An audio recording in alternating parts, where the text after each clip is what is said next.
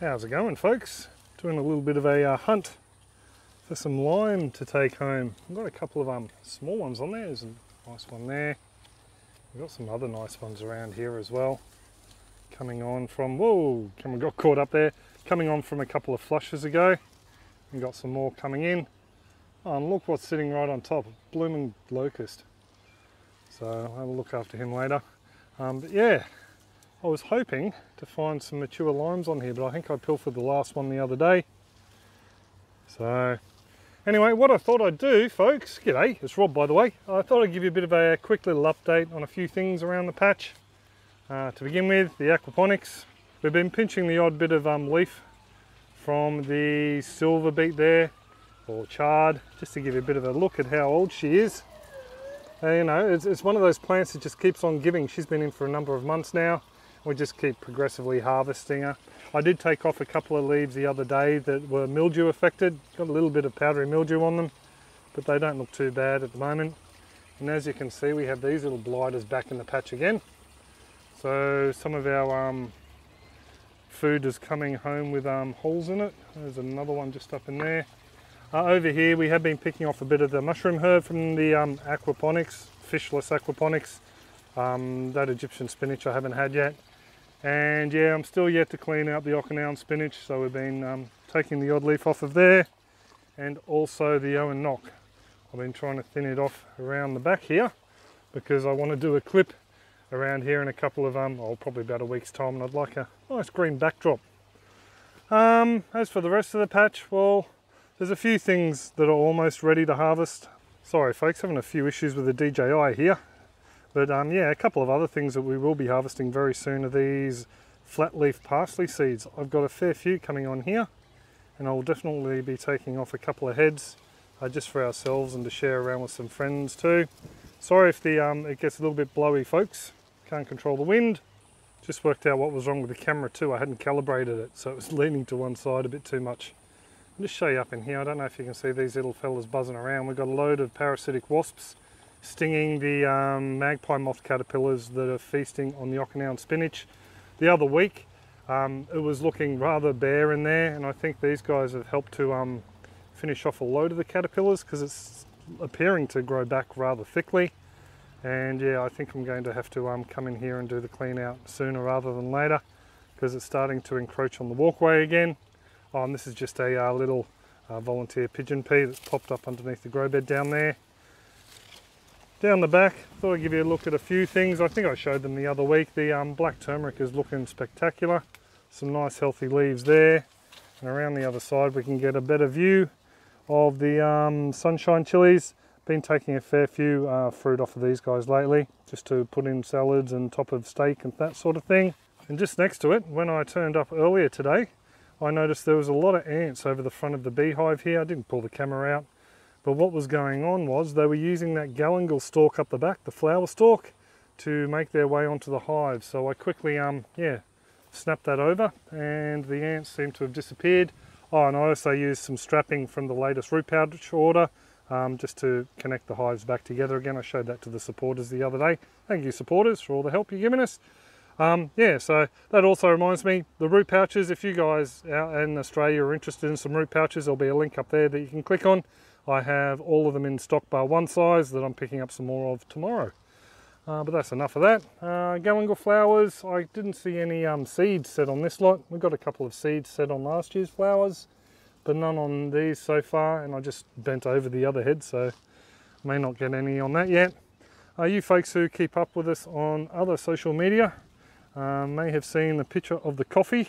I'll get to a better angle, hey? This coffee is doing absolutely fabulously. We've got it growing all the way back into the last year's growth. I remember someone telling me that they saw on YouTube you're supposed to cut the old growth off because they only grow on new growth. I don't know whether they got that confused or whatnot, but I can assure you we have cherries or berries on last year's growth as well. I don't know if it's just the variety that does that. I'll show you down here on the older stems, same thing. It's going all the way back. That's the stem that flowered last year. So yeah, I'm really happy with the way this coffee's gone, and I definitely think we're going to get enough to put with last year's harvest and get a couple of cups of coffee. There's more around here as well, so By the way, for anyone in Australia, I think this one was called the Dwarf Katui. I'm not too sure. I got it from Daly's Nursery here on, oh well, actually they're in New South Wales, at Kyogle I think. So look it up if you're interested in one of these. I don't get anything for it. I just thought I'd let you know in case you're interested. Over in this bed here we have what's looking to be the best ginger we've grown this season. It's just stuff that I left over winter and it's come back by itself. Those other beds out the front of the aquaponics, they've just been absolutely hammered with the sun and shade cloth falling off them, and the other root pouch gardens I've let dry out once or twice. So these wicking beds have been a real saviour, and it's allowed these ginger to grow through, and also a nice crop of turmeric as well. But you can see where I did let this bed dry out on one occasion, and we got a little bit of dieback, but she's coming back all right now. And the papaya here, there you go. I don't know if you can make that out, but we've got a couple of young papaya coming up the top there, and these fruit down the bottom are winter fruit. So we are going to be trimming this one back. One of the reasons I want to trim this one back is because it is on a bit of a lean. It's actually being held up onto the mango tree, and we do have a couple of little branches on here. So I'm thinking I might chop it back just above there, probably round about somewhere halfway there on a bit of an angle. Put a tin can over the top like the other one and see how she goes. A bit of an update actually. I was also asked about the mango, how the mango's going this season. I haven't seen a single fruit on her this season. I think we've lost the lot. So just whether it was climatic conditions or whatever, I'm not too sure. We do have a mango tree actually around the cottage where we're renting at the moment. Just go back up to the aquaponics and check the water. But it's yeah, a variety that isn't really sought after for its flesh. It's a little bit stringy. Yeah, I think that's full enough. It's a little bit stringy, so yeah, we're not harvesting them to eat as a sweet fruit. But I will tell you, the scaly lorikeets absolutely love the ones that have fallen on the ground, the ones the possums or the flying foxes have knocked off. You might have just seen this when I was walking up. This is my small harvest for today. We have a couple of Chinese red shallots and a load of the broad ripple yellow currant tomatoes. So yes, Frank, they are yellow currant, not yellow cherries. A bit of an update too on the little bit of theft we had here. Yeah, the testing equipment didn't turn up. It turned out that I lost a Hannah pen as well. I think it may be around at the shed, but I have memory of popping it in the tray. So yeah, still a little bit miffed about that, but I suppose such is life. Just got you balancing on some bricks, folks. Just quickly in some other news, hopefully we will have a new members area up on the website very soon. I'm looking at introducing a member or supporters area there, pretty much all the same thing as I offer on Patreon with some extra bits and pieces. Things like giveaways. You can't do giveaways on Patreon anymore apparently.